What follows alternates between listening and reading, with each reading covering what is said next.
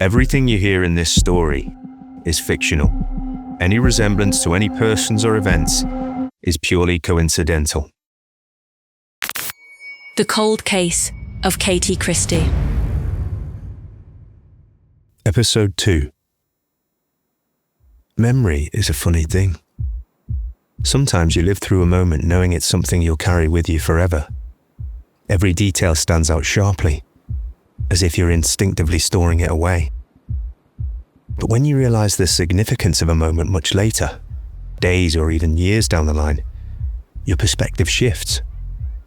The new information you've gathered over time clouds the clarity of those details.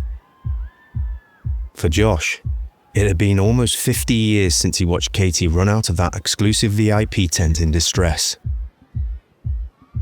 If someone had asked him about it before he stepped into nostalgia, a place designed to rekindle forgotten memories, he wouldn't have recalled it at all. Watching it unfold again was like revisiting a childhood movie you thought was lost to time, only to find the ending flooding back to you once more. Somewhere deep in Josh's mind, he had unknowingly held a crucial clue to solving Katie's murder all these years. Nobody had ever mentioned that Katie lost her bracelet that night, at least not as far as Josh knew. The news reports always pleaded for anyone with information about the bracelet to step forward. For most of his life, Josh unknowingly possessed the most significant clue to unraveling Katie's murder. His memory captured Katie both wearing the bracelet and later without it, though back then, it had seemed inconsequential. A wave of guilt uncomfortably washed over him, knowing that all these years he could have offered Katie's family some peace. If nobody else had come forward, it appeared he was the only one who could have. This realization weighed heavily on him, a peculiar blend of regret and responsibility. Josh resolved in that moment to take action. Perhaps after all this time, he could finally help bring justice for Katie. He had a narrow 15-minute window in which Katie's bracelet disappeared, and a tent full of exclusive partygoers as the only potential suspects. It didn't seem like an insurmountable investigation. Josh had built hundreds of storylines over the years as a game designer, helped millions of players uncover secrets and connect dots. But this wasn't a game, and for the first time, he didn't know where to go next. Shanti had also run out of the VIP tent not long after Katie, and implied one of their friends was responsible for Katie's upset. Josh didn't want to believe it, nor did he think it was much to go off, and he also knew he had to be rational. Katie may have pocketed the bracelet while she was inside for some reason, and she still had it. It didn't stand to reason that she simply would have lost it, as it ended up on her dead body. She had to have either taken it off on this day, or sometime close to here, and worn it again 3 years later, on the day she died. Or someone took it from her here, and either gave it back to her 3 years later, or put it back on her when she was already dead. Whichever it was, something happened inside the VIP tent to make a bracelet come off Katie's wrist. There were 14 hours left in Josh's nostalgia experience, and he intended to use all of them to work this out. He went back into the tent and immediately started noting down every person he could see. Windstorm and the rest of the group he was with earlier were all still here, bar Katie. He could see Grove Teller, who's currently a soap opera star, but would go on to surprise everyone with a somewhat illustrious indie film career. He was with an influencer-type girlfriend that Josh knew was famous, but he couldn't remember her name. They had 3 people following them around. He methodically went around the room trying to memorize everyone in as much detail as he could. He could take notes on the iPhone 14 he had with him, but there was no point, as it wouldn't exist once he left the experience. Josh told himself there were roughly 120 suspects, but his commitment to his memorization of them he knew wasn't landing, as his gut told him he really only needed to be focusing on 5 people. The fear in Shanti's face and voice. Watch out for them. She was trying to tell him something bad had happened inside with his friends. Josh considered whether talking to the others in the room was a good idea. If he didn't interact with them, the events would transpire exactly as they happened. If he spoke to them, it could change the moment. He opted to walk around the room, lingering on the edge of conversations to see if Katie naturally came up. If someone had a fight with her, surely they would have spoken about it to someone afterwards. But nobody spoke about Katie.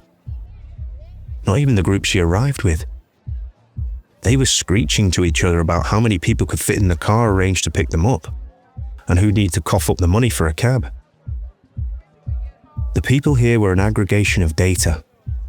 Some were clear memories from B users. Some were here because there was data that shows they were. Their tickets, their emails, their phone signals. The memories of talking to other B users about their experience at some point. Nostalgia had it all. But they did not have their minds.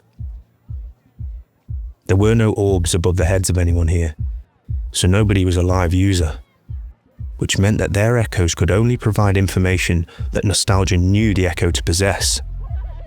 Echoes could only behave the way they were expected to, based on any data Nostalgia had on them. Josh pushed through the 14 hours on high alert. He did not want to inebriate himself anymore, but he needed to pretend for the sake of his friends that he was having a good time. His friends continued to drink, gloriously unaware of how their good mate was tracking their every movement. Every time they'd hand Josh a drink, he'd take a sip and spill the rest out whenever they weren't looking. He was lucky they were all having too much fun to question him. They left the VIP tent after a while to wander back to the sunrise party at the campsite. Josh wasted no time in asking Nicolina what happened with Shanti as they walked out together, trying to appear as nonchalant as possible. Nicolina shrugged and said she had no idea. Shanti was crazy. She always had been more Ashley's friend who would tag along to things with them. Josh dared to ask whether Nicolina saw what it was that made Shanti upset enough to leave. Nicolina got annoyed and told him Shanti had come out of the bathroom upset. But why did he care? It's not like any of them ever saw Shanti again. It was the only piece of information that Josh got from anyone that was of any use. Shanti had gone to the bathroom fine, but come out angry. Ashley, Manu, Ben and Mav all said they didn't even see Shanti leave. Nicolina ran up to Ashley ahead of them, wrapping her arms around her best friend's neck and pulling her into a hug. Josh thought it made sense Nicolina didn't care about Shanti. She never liked any of Ashley's other friends. She made an exception for Tess as family, but she still bristled at Ashley's closeness with her cousin. From the outside, Ashley and Nicolina were an unlikely pair. Ashley was intense and bookish, spending evenings at home in her youth scouring the internet for clues on the latest missing person cases and trying her 17th version of a recipe to come up with a perfect lemon blueberry cake.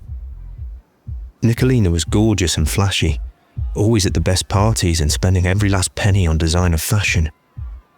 Nicolina came off as self-assured, but Ashley had a much stronger possession of the virtue.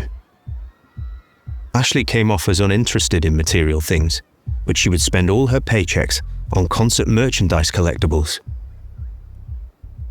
Nicolina liked that Ashley always seemed to know what she was talking about, and Ashley liked that Nicolina didn't pretend to be anything she wasn't. They worked as friends in practice, if not in theory. On their way to the campsite, Mav suddenly yelled, "Hey, there they are," to a group of hippie-looking ravers who were walking the opposite way across the field about 20 feet away.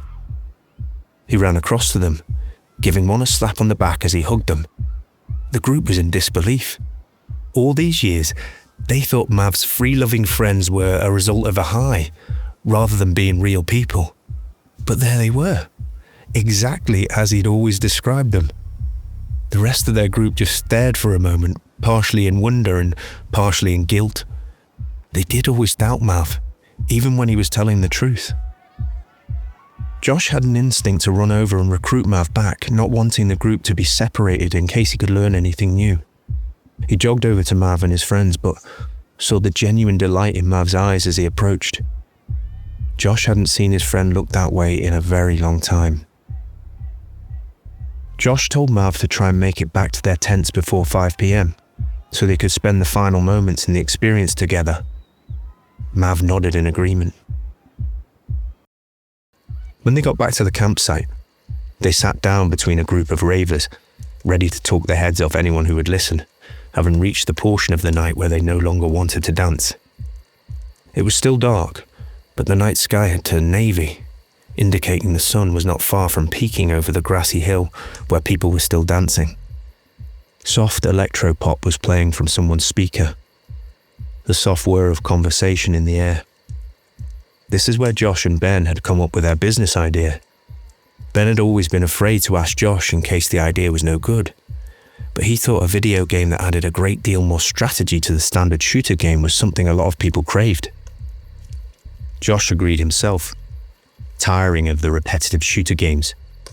While offering the best worlds and graphics, they didn't test the user's skills beyond how nimbly they could hit buttons to take down virtual opponents. Ben and Josh didn't need to talk about that now. No matter what their present looked like, it was all in the past. All the hours and late nights they had spent together, adding levels and puzzles and cheat codes. Josh watched his friend face alight with the joys of youth and good looks, chatting to some girls that had sat down near them. He had always been a smooth talker, Ben. Had he tried to talk to Katie? Josh wondered. He certainly wouldn't have put it past him.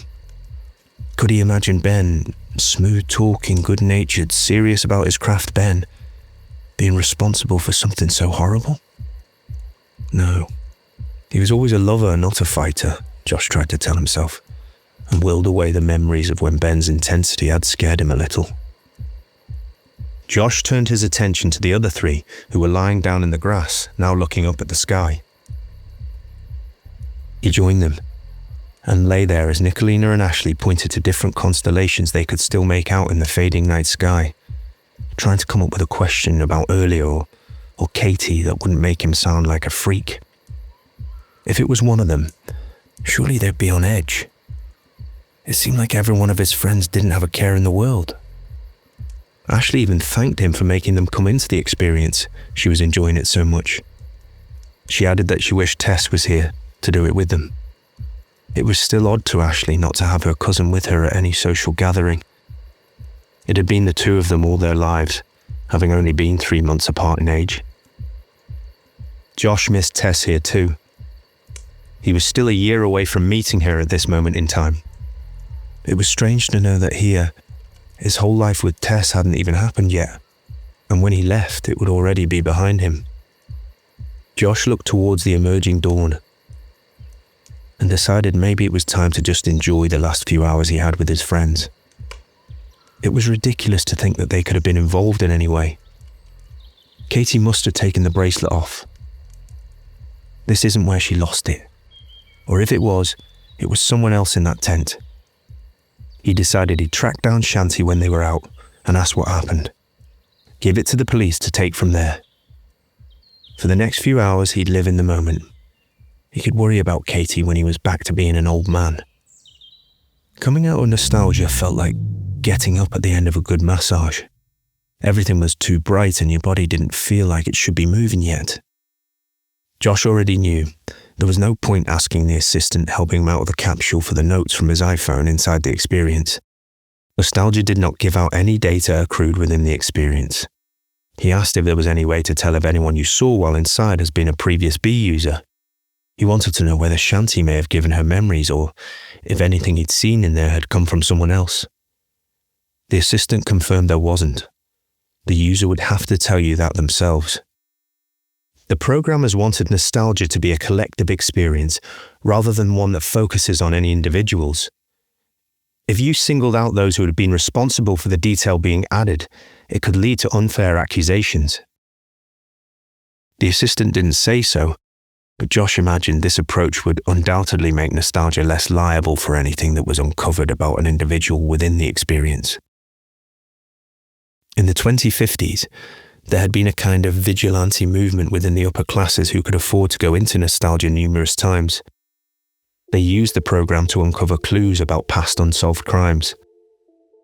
There was a famous case of a mother in Surrey who went missing in 2032.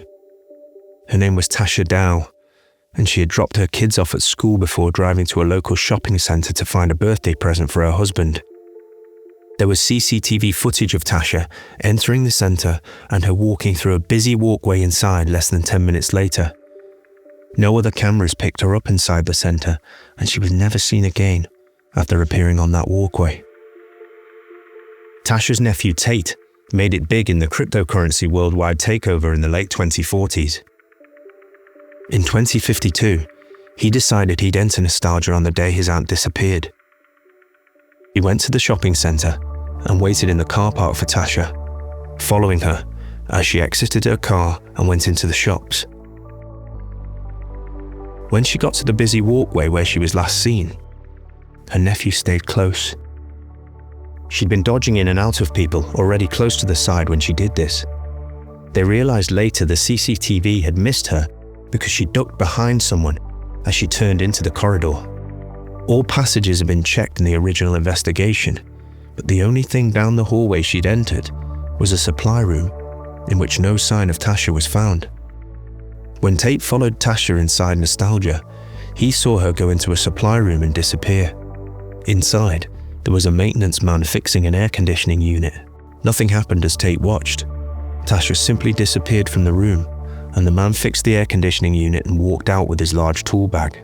This man had never appeared in the investigation. When Tate looked into it on the outside, he saw the man on CCTV exit the hallway with his tool bag about an hour after Tasha went missing. Nothing about it looked conspicuous. He was a needle in a haystack in that crowd and hadn't appeared until quite a while after Tasha was last seen. But nostalgia's data placed him in that room at that time, and a B user's memory in that crowd held the image of Tasha going down that hallway. Tate managed to track down the man through the name badge he'd been wearing on nostalgia. Turns out he'd been arrested 7 years after Tasha's disappearance for an attack on another woman in a Woking park. They think Tasha had entered the supply room, likely looking for a bathroom, and came upon the maintenance man. He hid her body inside the old air conditioning unit he was replacing and rolled it out to his car. It was a simple crime of opportunity. This had triggered what the media referred to as the nostalgia detectives movement.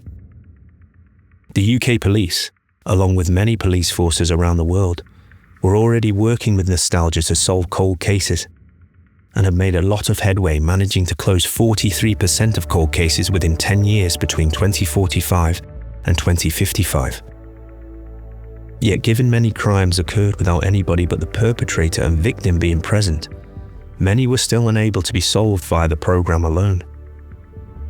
If there was no data to show that somebody was in a location at a certain time, then nostalgia wouldn't show them there.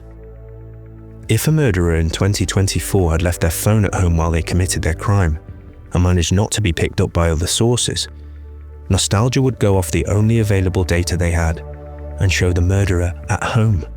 It was the program's key flaw.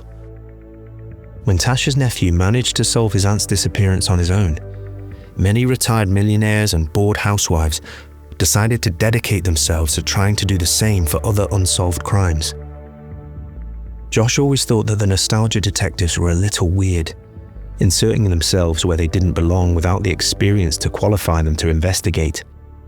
Yet here he was, following in very similar footsteps. Once he had completely disconnected from the program, Josh hesitated before exiting the nostalgia warehouse. He knew his friends would be waiting for him to come out. He decided to look Shanti up quickly before leaving, see if he could give her a quick call and sort this out as a misunderstanding.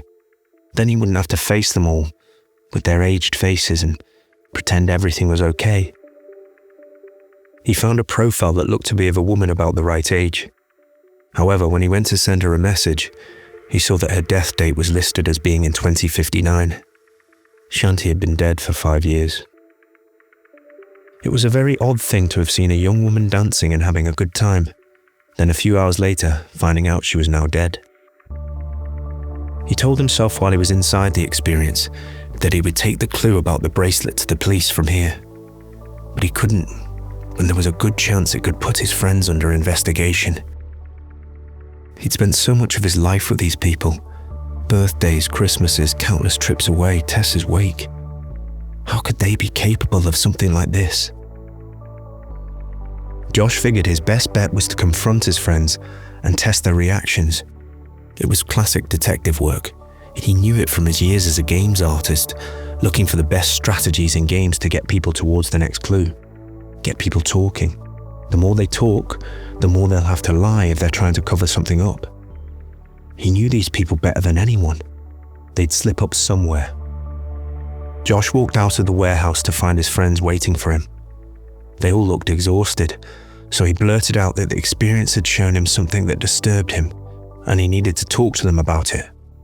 The worn-out, blissful energy of the group quickly turned to startled intrigue. Josh told them all to jump in one of the large vehicles waiting. They sat in rows of 3, facing each other inside the plush autonomous vehicle as it took off towards Ashley and Manu's home, as it was the closest. Josh looked into their concerned faces, full of love. Faces that held so many memories. Manu and Ashley sat beside each other as always, the kind of quiet, unshowy couple who never needed to prove anything but had never wavered in their devotion. He told them about seeing Katie inside the experience, but didn't mention the bracelet yet. They all looked surprised, but Josh didn't detect any alarm. Ashley, for her part, listened without interrupting, her expression neutral, measured. She had always been quick on her feet but careful with her words, the kind of person who could read a situation faster than anyone else Josh knew. The group all knew who Katie was from the news, but Manu was the only person Josh thought had ever met her. He'd often come into the pub Katie and Josh worked at during university. Manu had always been a quieter sort than Josh, preferring to keep to people he knew well, so he never really got to know her, but they had developed an easy-going acquaintance where she poured him free beers without him needing to ask. Manu said he hadn't even noticed Katie in there. Neither had any of the others. They all looked quite dumbfounded. So Josh pressed on and revealed the detail about Katie's bracelet going missing, and Shanti implying one of them had something to do with it. Josh did detect alarm then. The car abruptly became overwhelmed with a chorus of horrified objections. Mav guffawed the loudest, thinking it the silliest thing he'd ever heard. Ashley and Manu just looked puzzled. Nicolina laughed it off, saying it was ridiculous. Ben just shook his head and stared out the window. Josh asked if anyone other than Manu had ever met Katie. Ashley, Nicolina and Mav were all quick to say no. Ben looked at Nicolina briefly, as if to question her, but instead turned to Josh. I did meet her once, actually. The car erupted once again. None of them could believe he'd never mentioned it after she died, and it was all over the news. Ben explained his brother Dave had briefly dated Katie for a few weeks. Dave brought her to this dinner party for his work, and Ben had gone as well. He thinks it was around the summer of 2016. He never said anything because he'd honestly barely spoken to Katie that night and never really thought it was worth anything. He said it felt lecherous to him, trying to claim a connection to a dead girl when he'd probably said 3 sentences to her. Dave himself only saw her a couple of times. Josh wasn't sure if he found this suspicious or not. On one hand, Ben had always been the quieter type who never liked gossip and was someone who always strictly abided by his own morals, so his reasoning did check out. But on the other hand, it wasn't exactly lecherous, as he'd said, to mention that he'd met Katie before, once she died. Especially when it was just their friends. It was odd that he hadn't said anything. Everybody in the car half-heartedly accepted Ben's reasoning, but there was an unease that lingered. There wasn't anything further Josh was going to get out of Ben in this setting, so he returned the conversation to Shanti's implication. Nobody seemed to have seen Shanti leaving when they were in the experience, and Josh accepted this as the truth. But he told them to think back to the first time around. What did they remember of Shanti the night the festival actually happened, not during the experience they'd just had? Ashley seemed to think she could recall Shanti rushing out of the tent back then. She and Manu were talking outside the bathroom. She remembered because that was the first proper conversation they'd ever had, and Shanti had come running out, bumping her in the process. She couldn't remember if there was anyone else there, or if Shanti said anything. Surely it must have been someone else at the party, they all reasoned. Shanti got confused. Or maybe she was annoyed that her two friends were talking to boys and nobody was talking to her and sulked off by herself. Nicolina certainly supported that theory. There weren't any further accusations and Josh could feel there wasn't much more he was going to get from them. Manu offered to go to the police with Josh. It seemed like the best possible course of action if he was right that Katie had her bracelet taken from her inside that VIP tent. Everyone seemed to enthusiastically agree. He was starting to think Shanti had been wrong. Or maybe she was talking about something else, or her coming out had nothing to do with Katie at all. None of his friends seemed to be even slightly alarmed about him going to the police. It had to have been someone else in there. They all jumped out at Ashley and Manu's house to get their own cars home. Josh asked to use the bathroom before he left, but once he got inside, asked Ashley a favour instead. He wanted help to go back into nostalgia, so he could look into the time Ben met Katie. He needed to pinpoint the exact time Ben would have met Katie. For this, he had to get a little sneaky. Josh knew Ben's brother Dave fairly well, and decided to give him a call from Ashley and Manu's living room. Josh told Dave the situation, but left out the part about Ben never having told them about meeting Katie. He made it all sound very casual, like Ben had mentioned Dave and Katie dating in 2016 for a brief period and thought it might be of use when looking into information surrounding the bracelet. He just needed to figure out exactly what night they all went to dinner together back then, so he could take a look in nostalgia. Dave was happy to help, and took a look in his calendar that still stored data from all that time ago. It was this kind of data trove that existed for every person that lived through the 21st century and enabled nostalgia's existence. Dave found the calendar entry, telling Josh the dinner had occurred on Saturday the 13th of August 2016. It started at 7 p.m. at a restaurant called Kalita in Notting Hill. Dave's voice faltered slightly as he said the restaurant name, like he'd realised something was wrong. Josh asked if everything was all right. That's definitely the right place. Dave paused for a moment and said an uneasy yes, but double-checked with Josh that Ben had definitely told him to look into this dinner party. Josh felt guilty for lying to Dave, and even guiltier for suspecting Ben this much, but he also knew that whatever Dave had realised likely meant there was something to discover about this night, and he was on the right track. Josh told Dave of course, and thank you, then promptly hung up to tell Ashley and Manu. He didn't want to waste any time in case Dave called Ben right away. He needed to get to nostalgia immediately. Ashley was able to arrange for Josh to go in that night after a call to a friend who still worked at nostalgia. She asked Josh if he'd like her to go with him for support, but he declined. He didn't want them to waste more money, and he also knew this was something he had to do alone. As much as he loved and trusted Ashley and Manu, it wouldn't be wise to include two people who were part of the suspect list in his investigation. If he did get to the bottom of it, it would only mean questions would be asked when it all came out. Manu suggested only doing a 6-hour experience, given the dinner party was unlikely to go past 1 a.m. and they didn't want Josh stuck inside for longer than necessary. The only issue for Josh was that he didn't know if the dinner party was attended by any B users. It would show who else was there and likely what Katie was wearing. The specific conversation would be a guess, rather than a reflection of what really occurred.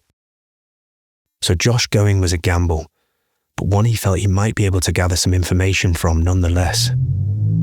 Going into nostalgia this time was much less exciting for Josh. He felt like a runner waiting for the gun to go off at the start of a race. The image of a dark London street came towards him down the black tunnel, along with the increasing sounds of traffic. He was outside, a few shops down from the restaurant Kalita in Notting Hill, where the dinner party was hosted. Josh had 5 minutes before it was due to start. There would be one big difference between this nostalgia experience and the last time. Last time, he'd actually been at the festival in 2014, and his active user had replaced his Echo while he was inside the program. Echoes inside the experience during the festival would recognize and interact with Josh the same way they had interacted with him during the original event. However, this time, Josh had not been present at this dinner party. He could attend and interact with the echoes there, of which Ben would be one, but this would change the events of the evening. The echoes would respond to Josh in a way only nostalgia data could inform, based on their actions from the night. If the interaction with an active user changed the experience from the original event, the echoes would be pulled back to their original actions once any active user interaction ended. Interaction would mean tampering with the memory of the evening and taking Ben away from his true actions that night. Josh wanted to preserve the memory as much as possible, so his plan was to hover around Ben and Katie without doing anything to cause interactions. There was funky instrumental music playing when Josh entered the private room, guided by a member of the restaurant staff. The only person in the room was a woman dressed in a one-piece kaftan that's pieces floated around behind her. Josh figured there was no harm talking to her, given nobody else was here yet, to see if there was anything she knew about the guests. They made a spot of small talk, and Josh learned her name was Lisa. He asked if Lisa knew his friend Ben, who was coming tonight. Lisa paused while she looked at a list in her hands, finding Ben's name. Of course, David's brother. He's coming along with his partner, Nicolina. Josh saw Lisa about to question his wide-eye reaction, but then another guest arrived, and her attention was diverted. Ben was coming with Nicolina. His partner, Nicolina. Turned out his two friends had secretly been seeing each other during this time, unbeknownst to any of their group. Josh didn't know what to make of it at first. Perhaps Ben had invited Nicolina as his date that night. It didn't mean they were a couple. Dave and Katie arrived first, cheerfully greeting the host and taking their seats at the beautifully decorated table. Each seat had a place card with their name on it, so Josh quickly clocked where they were all sitting. Dave and Katie happily chatted as they sat down. It sounded to Josh like they were happy to be there together, but didn't know each other that well, which made sense with Ben's story about them only dating for a few weeks. Dave was the kind of guy who was always dating different girls when they were young. It was hard to keep track. When Ben and Nicolina arrived, Josh had to remind himself that he didn't need to hide from them in order to observe. They took no notice. Nicolina was striking, as usual. She wore a dress that sparkled down to the floor and plunged all the way down her back to just above her rear end. Ben placed his hand there, and Nicolina didn't flinch. She leant into the touch, smiling as they greeted Lisa. It became obvious they were dating then, and Josh just stared at them dumbfounded. During the early years of their relationship, the group had always thought there was something between Ben and Nicolina. As the years had gone on, and they both had gotten into other relationships and had children, the suggestion was made less and less until it had died completely. Josh didn't think he'd even thought about the possibility of the two of them in 30 years. He tried to think back to 2016. What had they both been doing? Who had they been dating? Nicolina had her daughter only a couple of years after this. Josh tried to think back to when Alette's 40th had been. He thinks it was 6 years ago, which meant she was born in 2018. Nicolina had broken off her engagement to Alette's father, George, when she was 8 months pregnant. George had never let Nicolina forget it. He'd made her life as miserable as possible since. They all hated George. Was Nicolina already dating George at this point? Josh would have sworn she was. He remembers they weren't together for a very long time before they got pregnant, but he thought it was at least a year or two. And Ben. This was the year before they went into business together. He'd been dating Amina when they started it, and they were still married to this day. Josh had a sick feeling. Could Ben and Nicolina have secretly been seeing each other all this time while they were with other people? It would explain why they'd never said anything. But how could they be so public like this, at a dinner party with Ben's brother? Now he understood why David hesitated. He hadn't forgotten the name of the restaurant. He'd realized Nicolina's name was on the guest list. Josh decided to stand over with the four of them and the host Lisa, who had formed a small circle while they drank their cocktails. A waiter handed one to Josh as he joined the group. They were chit-chatting, the weather, getting here, how lovely the room was. It was polite warm-up conversation. Dave introduced Katie to Ben and Nicolina. They both smiled at Katie warmly and shook her hand. Josh saw nothing in their faces to suggest they knew who she was. He watched as Katie's outstretched hand retreated back to grasp the stem of her cocktail glass. She had a gold bracelet on her right wrist, but it wasn't the one in question. Most of the conversation was rather benign, about their jobs and other goings-on in their lives. There were no red pulsating lights to indicate anything had been removed from the events. It was clear Ben and Nicolina had never met Katie prior to this evening. As much as it relieved Josh, it also worried him. It meant he was in the experience for another 5 hours and there was likely to be no further information gathered. Ben hadn't hidden meeting Katie because of her disappearance, but to keep his secret with Nicolina, which meant Josh had to start looking into the others. He'd looked at what Mav was doing on this night prior to coming into Nostalgia, and discovered he was at a pub for a co-worker's birthday. It was all the way out in Bow, meaning it would take him at least an hour to get there, but realistically he could make it. He just didn't think there would be any information to gather. It would simply be a piss-up knowing Mav. No, he would stay and see if anything else happened at the dinner. It was his best shot, even though it had already seemed fair to say Ben or Nicolina had not taken Katie's bracelet at the festival. Josh was intrigued enough, if not a little disturbed, to stay and observe Ben and Nicolina's seeming love affair. The whole night they touched and leaned into one another in the effortless kind of way two people in love do. Nicolina's hand was frequently on Ben's knee whenever they were seated. Josh pulled up a spare chair from the side of the room and sat behind Katie, just far enough out of the way that he wouldn't disturb the path of the waiters. Katie and Dave sat across from Ben and Nicolina. After about an hour, the group was starting to get a little tipsy, and the conversation more boisterous. Katie leaned across the table to show Nicolina a picture of a hotel in Tulum she'd stayed in on her phone, bumping her place card as she did so into Nicolina's line of sight. Josh barely noticed. His eyes were on Katie's phone where a luxurious hotel room sat inside a treehouse. Nicolina stiffened, but not at the picture. She was staring at Katie's full name on the card. They had only been introduced by their first names. It seemed Nicolina recognized Katie's full name. It became obvious to Josh, as it did to everybody else at the table, that Nicolina went cold on Katie after this. Katie seemed confused. She did not recognize Nicolina's name in return. She fearfully asked if Nicolina knew her from somewhere. Nicolina stood up, picking up her glass of wine with her. Not me. But the Thompson brothers are friends of yours, aren't they? Seems fitting. Ben looked mildly concerned and followed Nicolina to the other end of the table, where they turned back into congenial guests. Katie, however, looked horrified. Dave asked if she was all right, to which she faked a smile in response and attempted to join in the conversation with the people on his other side. But Dave was the only one who spoke after a minute, with Katie despondent beside him and occasionally stealing glances down towards Nicolina. Josh didn't dare take his eyes off Katie. Her right hand was wringing itself around an empty left wrist.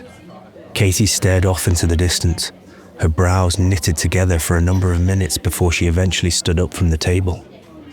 She made her apologies to Dave and did the same to Lisa, then left the building. Josh hurried after her, seeing Nicolina look towards the door as Katie walked out. The corners of Nicolina's lips lifted ever so slightly as she watched Katie go, before turning back to the others like nothing at all had happened. Josh made it as far as seeing Katie run across the street outside the restaurant before he stopped himself. There was no use in following Katie. Nothing would happen if she was alone, as her memories were not in Nostalgia, only other people's memories of her. Josh raced back up the stairs. It didn't seem as though the dinner party had devolved into a gossip session, with Nicolina telling everyone why the dark-haired girl had rushed out. Everything was jovial and light-hearted, with Nicolina and Ben still at the opposite end of the table to Dave, and the now empty seat beside him. Josh figured he should wait until Ben and the couple joined back together to see if Nicolina would reveal anything.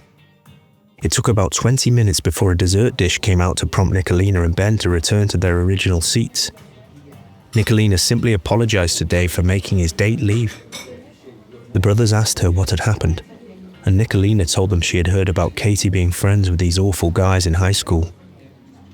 Darren and Jai Thompson were known in Newtown for always being up to no good. Josh couldn't imagine Katie ever being mixed up in the wrong crowd.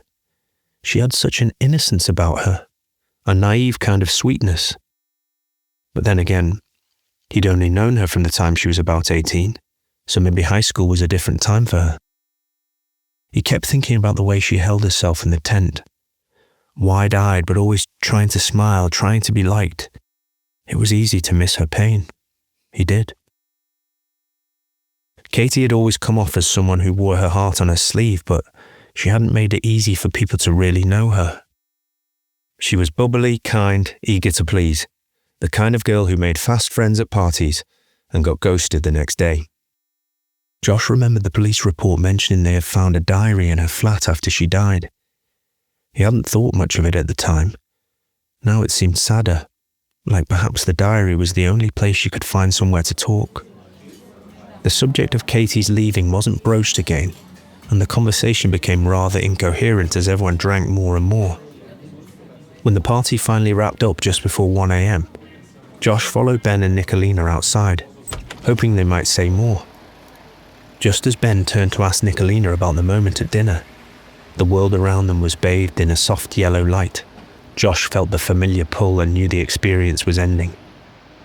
He should have been frustrated by the interruption, but as the capsule opened and the real world rushed back in, Josh could only sit with the weight of what he'd just seen. Katie had known the Thompson brothers. Josh had never met them, but he'd heard enough. He'd hated them for what they did to Tessa's sister, Jasmine. Darren and Jai Thompson were the reason Jasmine had died. If Katie had been close to them in high school, if Nicolina had recognized her name and recoiled, then there was only one person who could have told her. The Cold Case of Katie Christie. The story continues in the next episode.